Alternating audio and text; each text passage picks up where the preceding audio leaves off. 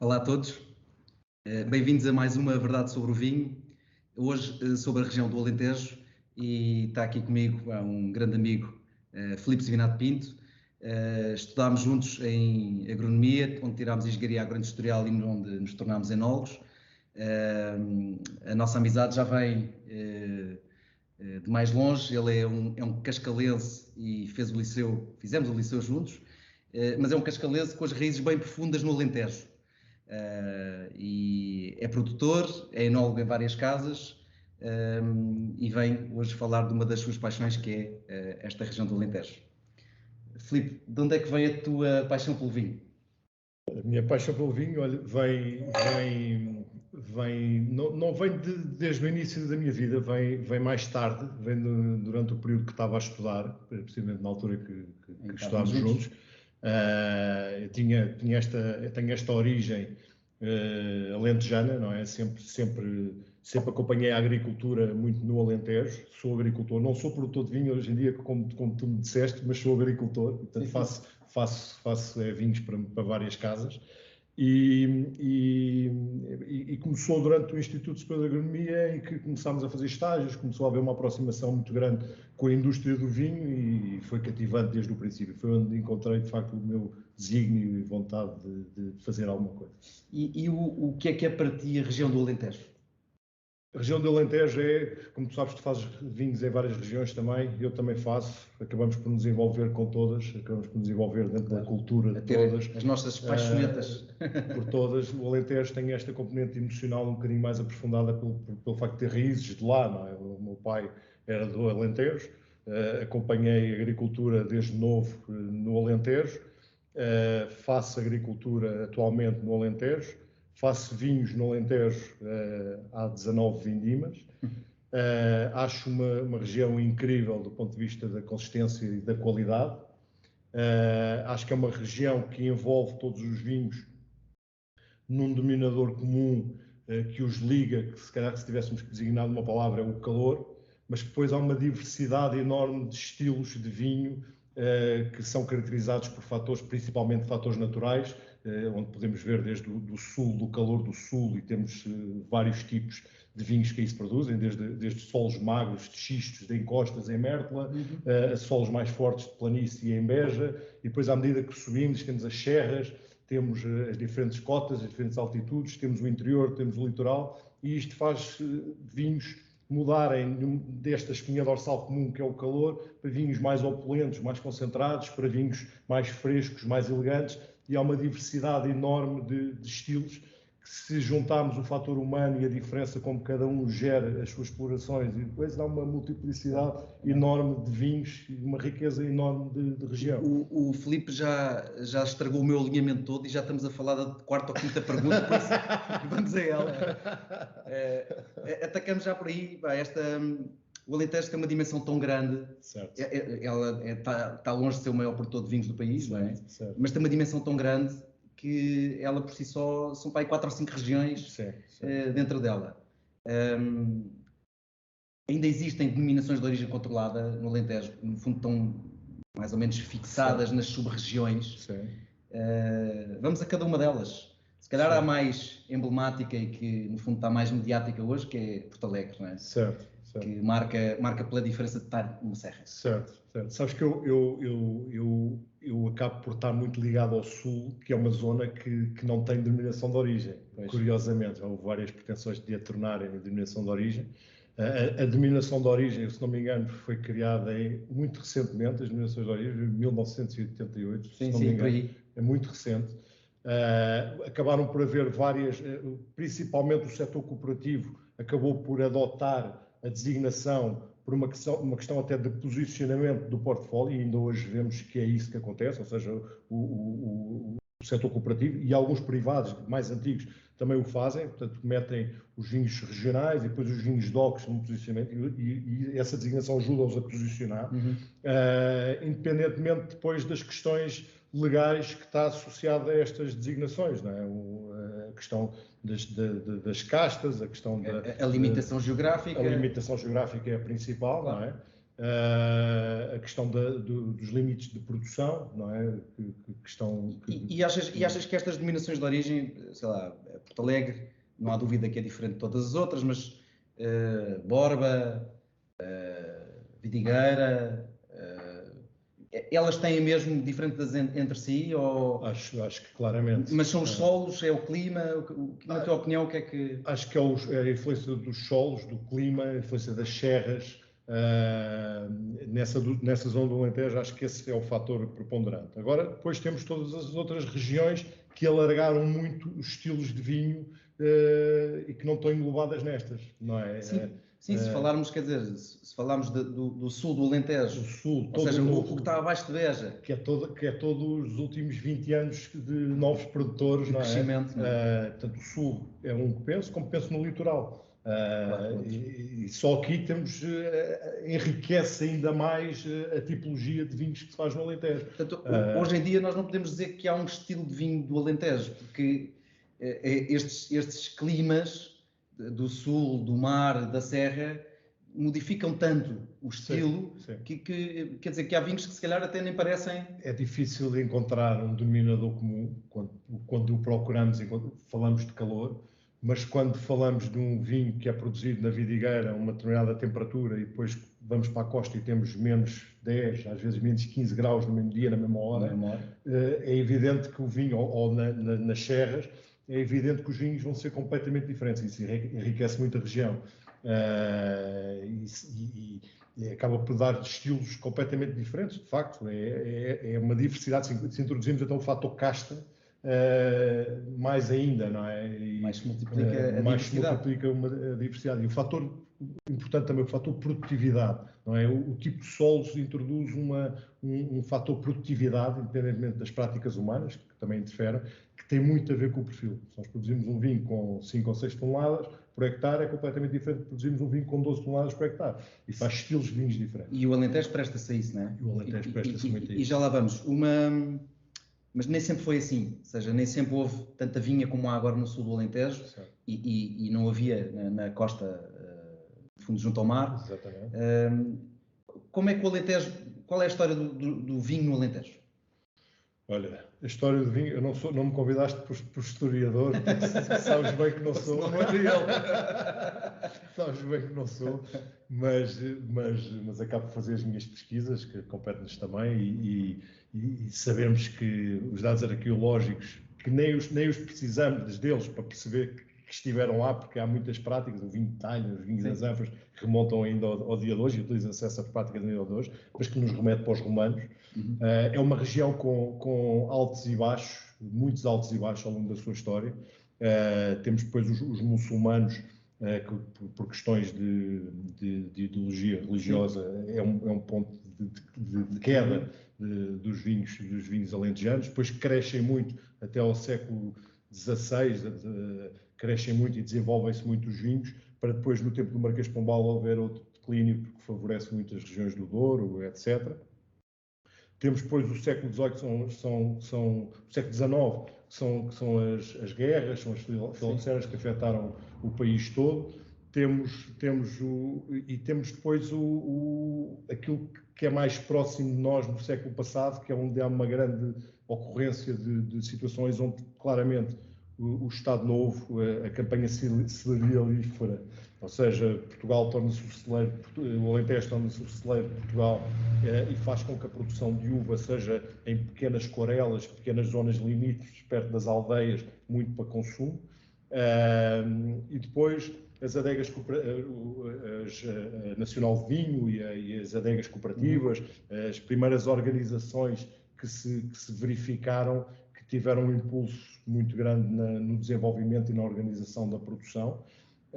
E depois um passado mais recente, aquele com que nós lidámos, que foi os últimos 30 anos, de um investimento enorme na atividade, uma proliferação enorme de projetos, de marcas, com muito investimento em conhecimento também, e portanto que teve muita importância para a competitividade, para a qualidade dos vinhos que se fazem na região. E não só na região, de Portugal. Porque o Alentejo acaba por ser, nessa altura, há 30 anos atrás, a locomotiva, no fundo, desta revolução, desta evolução que Portugal tem nos vinhos. Não é? Claro. Portanto, o Alentejo, tecnologicamente e em termos de conhecimento, de repente passa à frente de toda a gente e começa a liderar as vendas de vinho no país, que realmente eram melhores que os outros, não é?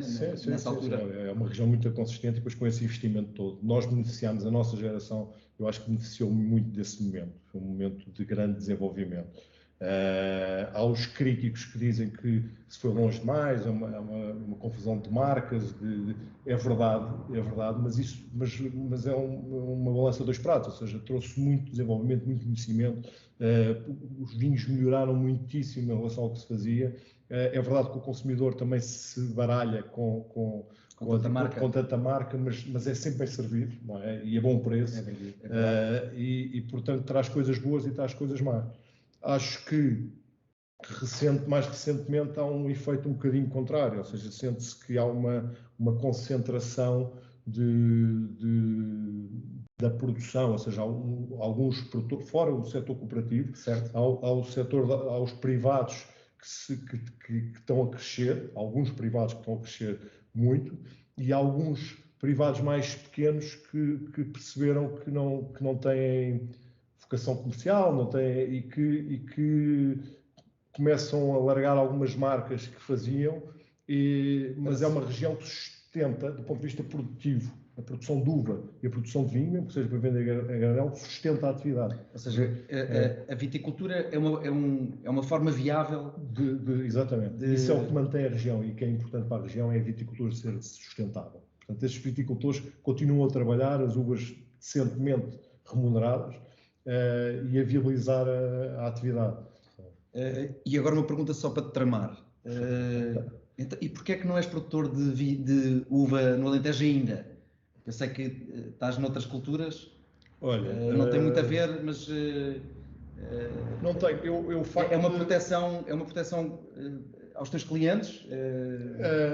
Não tem que obrigatoriamente ser. Eu vejo um bocadinho dessa maneira. O facto de eu não ser produtor de vinho torna-me um melhor vendedor, entre aspas, e embaixador das marcas que eu faço para outros produtores. Não é? Sim, e, portanto, isso faz todo sentido. E alimenta-me de ser agricultor, portanto tenho este chamamento de ser agricultor, alimenta-me nas culturas que faço e que me mantém muito próximo da terra. É outra coisa que eu acho que a nossa geração trouxe, esta proximidade com a viticultura, não é? Ter este ascendente sobre a uva, a produção da uva. O saber que o vinho começa na terra. Na terra, portanto intervemos muito mais na procura das uvas certas e da forma como elas são produzidas.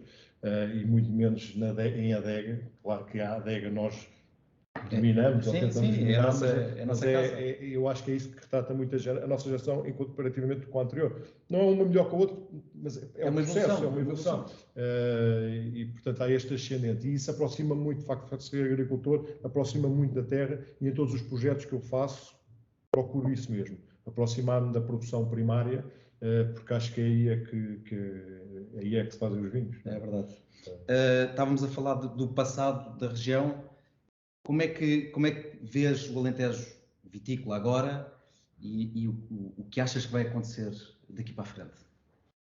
Olha, o Alentejo, o setor cooperativo, porque temos falado dele, eu acho que é essencialmente metade do que se produz no Alentejo, soube reinventar-se e reestruturar. É um bom exemplo do setor cooperativo a nível nacional. Sim, temos as cooperativas, se calhar mais. As cooperativas que representam exatamente as regiões que tu falavas, não é? Estão nos sítios, as DOCs. E portanto tem uma importância, souberam se reinventar, e esse é um mundo à parte que está eu acho que com saúde, ou com alguma saúde, e oxalá que se mantenha. Mesmo eu trabalhando muito com privados, não tenho ligação com cooperativas, mas acho que é importante para o equilíbrio natural de uma região. Sim, é cooperativismo, portanto, ou seja, o agricultor tem a certeza que as uvas dele têm um sítio por onde ser entregues, e, portanto, no mínimo. Diversificam os canais, e acho que é importante. E democratizam muito o vinho, porque produzem vinhos a um preço mais competitivo, e portanto, dessa forma chegam a mais pessoas e, portanto, democratizam o vinho do Alentejo, não é? Exatamente. Depois temos os privados, há este fenómeno de facto de crescimento de algumas empresas, sentem-se alguns players que estão com franco crescimento e que acabam por ser também eles uma solução para momentos difíceis, porque os pequenos médios produtores, mesmo os de sucesso, viram este período difícil que acabámos por ter de pandemia, e muitas vezes os canais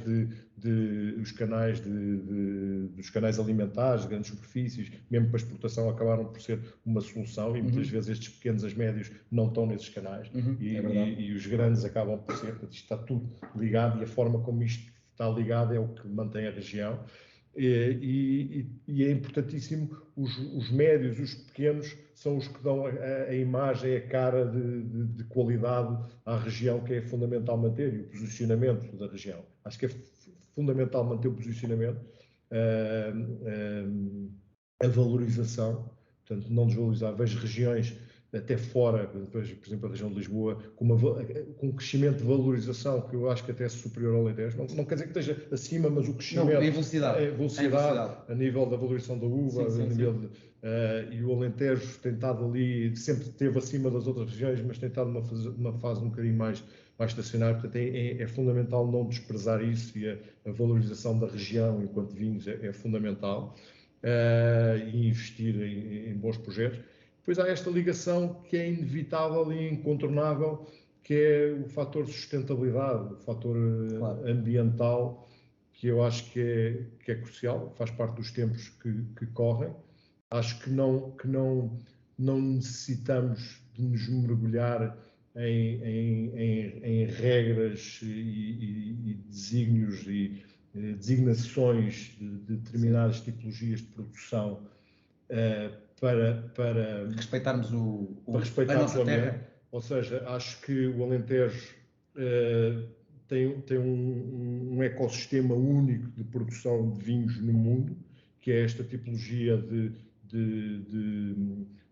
do agricultor que liga várias atividades dentro da sua propriedade. O produtor de vinho tem montado, muitas vezes, tem um olival montado de sobre e azinho, tem o olival, tem o amendoal, tem a produção animal de forma extensiva, e esta forma, este ecossistema que se desenvolve na região, só por si, é um dos maiores alicerces ambientais que pode haver na proteção de espécies, na preservação do ambiente.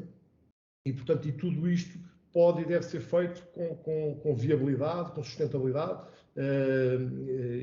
com rentabilidade. Às vezes temos medo de dizer rentabilidade, não é? Porque se não é rentável, não é negócio. Não é negócio e não é sustentável. Portanto, acaba-se a sustentabilidade. Estamos num mundo em que quando o agricultor sai da miséria, é logo atacado. O agricultor é suposto estar na miséria. Não é suposto estar na miséria. O agricultor tem que ter uma atividade sustentável, equilibrada, rentável, e não tenho medo de o dizer, para que as coisas continuem. E, portanto, acho que isto tudo é também esta envolvência, claro que o montado nos ajuda muito, a floresta, e esta intercalada, este mosaico de paisagens, policulturas, que o Alentejo tem, é também um grande conceito de vinhos, de produção de vinhos, e que ajuda comercialmente, como tu sabes, para aquilo que é necessário vender os vinhos e transmitir. E com isso vê-se bem o caminho e o futuro do Alentejo. Quer dizer, é por aí até. Claro. E é melhorar isto, melhorar este ambiente, melhorar e transmiti-lo. E a única coisa que poderá haver risco é o Alentejo é a região com mais planície de Portugal, portanto, e por isso cria culturas com dimensão, que ajudam muito à rentabilidade, naturalmente, mas que não se caia nas coisas de dimensão a mais, que depois vão perder na biodiversidade. Mas sim, há muitas coisas mal feitas.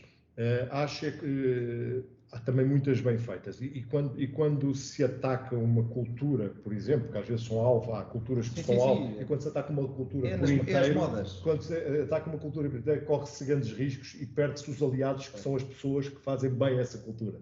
E perde-se esse aliado. E esse aliado é aquele que nos vai fazer progresso e crescer e que vai manter a biodiversidade e a rentabilidade e a sustentabilidade. Portanto, e aí temos que querer evolução, e acho que há muita evolução, ser construtivos para as atividades que desenvolvemos na região, temos que olhar para elas de uma forma construtiva. E fora isto, ou isto, acho que vai ser o futuro da região. Não tenho dúvida. Sentiu-se e viu-se nestes últimos 20 anos uma loucura de plantação de vinhas no Alentejo. Sim. Que área há hoje em dia de vinha plantada? De 27 mil hectares. Mas tem crescido de uma forma muito sustentável até. Tem continuado a haver investimento. E esses 27 mil hectares foram plantados em quantos anos? Boa eu tenho na minha cabeça que terá sido em 20. Em 20 anos. Pois, eram áreas muito mais pequenas, era aquela tal questão que eu te falava. É isso mesmo, ou seja, as zonas onde há as vinhas mais antigas, pois. Que no fundo eram a base dos vinhos do Alentejo. Claro.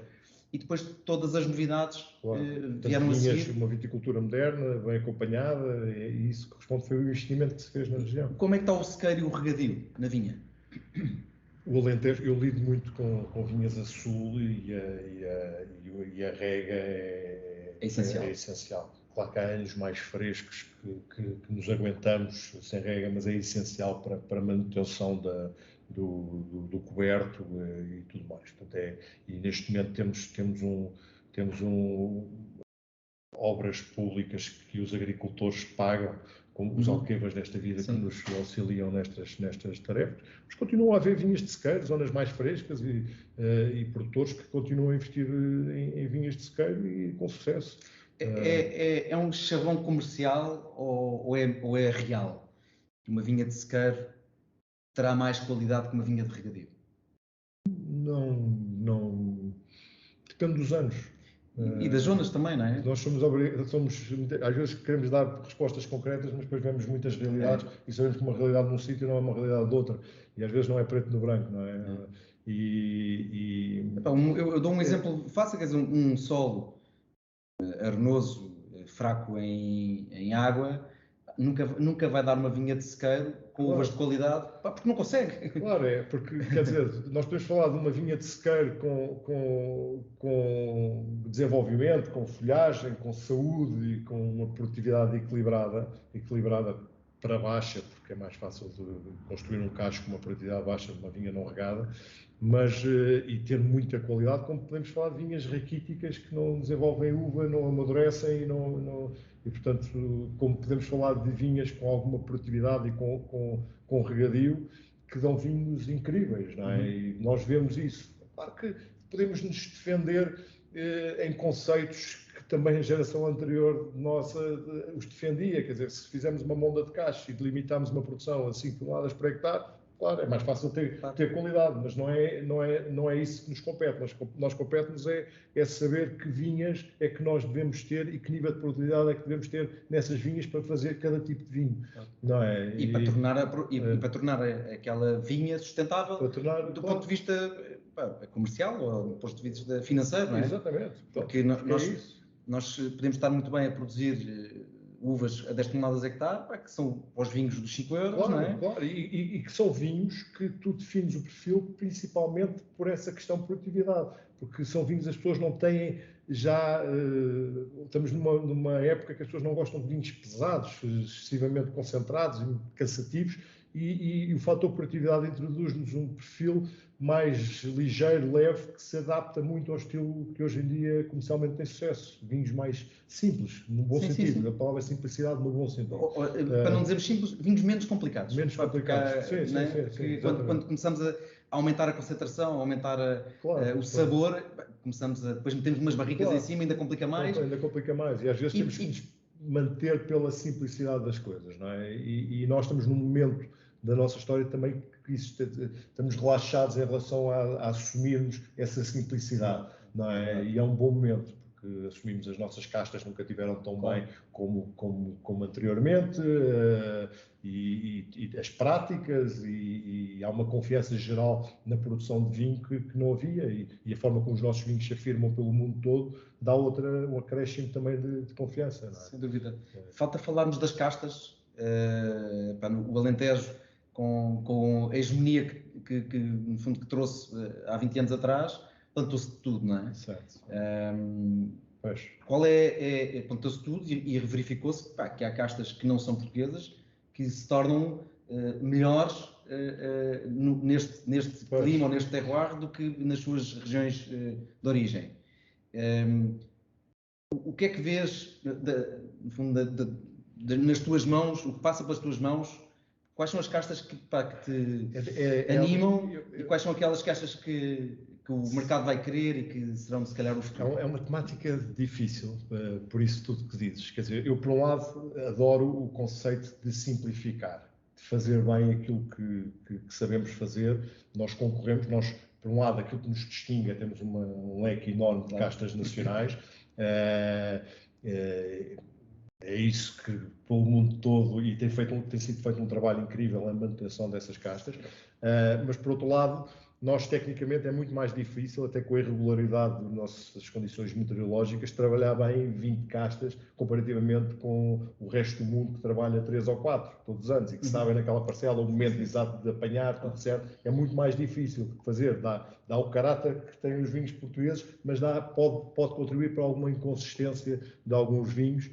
Eu sinto isso muito, por exemplo, nos brancos, que têm melhorado muito recentemente, sim. E aí eu acho que é este fator controle sobre as castas, outros fatores, mas acho que isso contribui muito.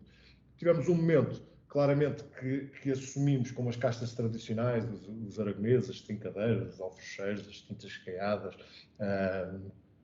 aos quais se foram juntando algumas castas francesas, que se casaram perfeitamente, o Syrah, o Alicante que nós consideramos nossa, hoje em dia, adotámos, e portanto é nosso filho, os filhos que se adotam são nossos. E é uma casta estrutural nos vinhos do Alentejo e ajuda muito a mantermos as castas tradicionais, porque as castas tradicionais só por si e de forma consistente, pensando de uma forma consistente e para um mercado cada vez mais competitivo, muitas vezes têm fragilidades. Claro. E daí o Alicante por ser estrutural, acaba por ser a espinha dorsal de exatamente, e é uma boa ferramenta, é uma boa ajuda para a manutenção dessas castas.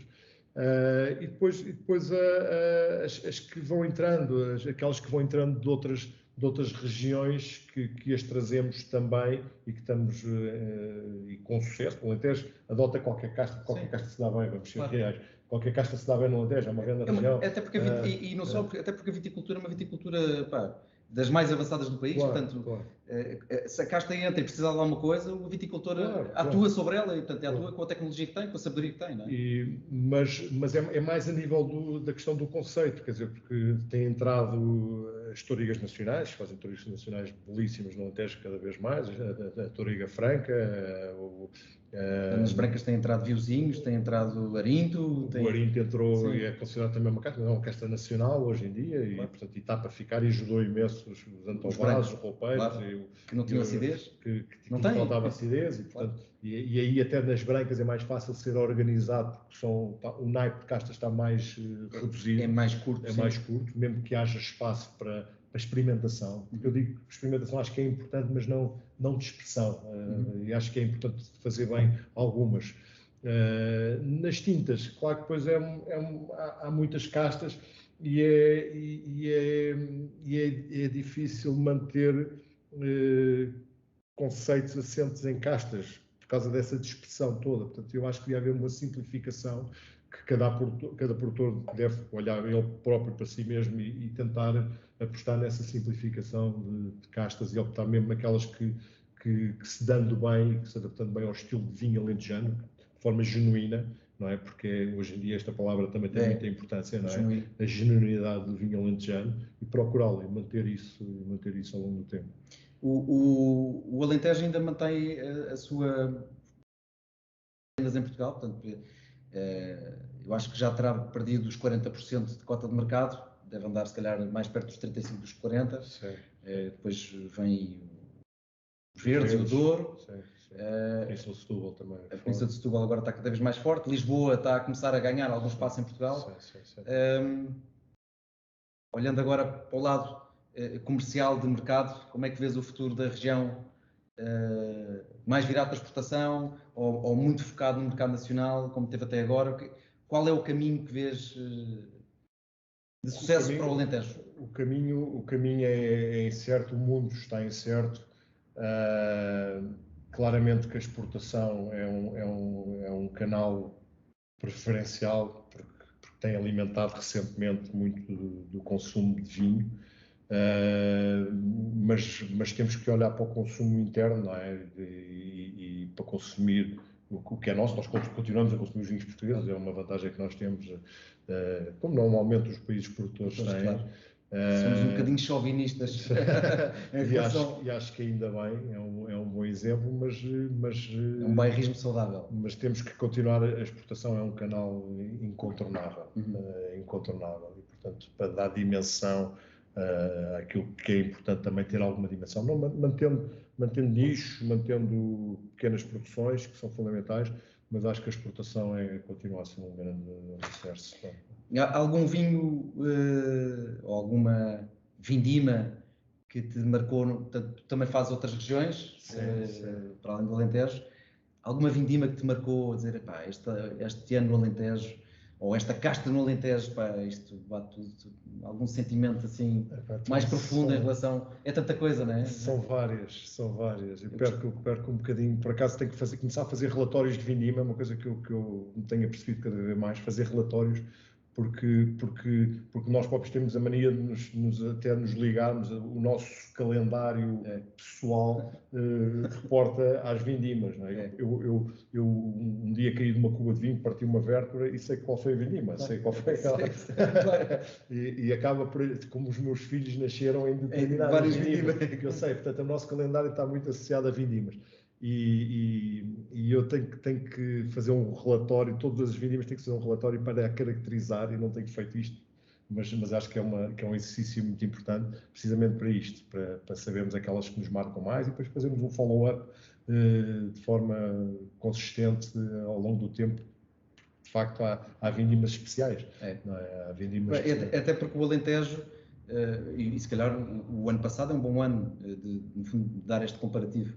O Alentejo é uma região que começa antes das outras. Certo. E o clima em agosto, em julho, começa já por duas vindimas consecutivas, não, mas nas últimas duas em Mértola comecei 27 de julho. E portanto, o clima em julho, estamos em pleno verão, portanto está tudo calor, tudo seco, mas depois à medida que o tempo vai avançando, as outras regiões que começam mais tarde, como tem a Beira Interior, que arranca as vindimas em outubro, já estamos noutro mundo. E, portanto, as vindimas no Alentejo, no mesmo ano, são bastante diferentes do resto do país, porque realmente... É o fator precocidade, não é? Elimina o risco das chuvas, não é? E, portanto, reduz a variabilidade anual. É mais o fator temperatura de verão, chuva de inverno, primavera. Esses são os fatores que determinam os níveis de produtividade e são os fatores que determinam mais o perfil, não é? E que fazem mais diferença e não tanto as chuvas de setembro, claro. Normalmente não afetam. A não ser mais a norte. Sim. Que aí sim. E eu acho que aí é realmente a diferença do Alentejo. Obrigado por nos terem ouvido. Até breve. Saúde e um abraço. Um grande abraço a todos, e obrigado pelo convite. Obrigado. Até breve. Obrigado.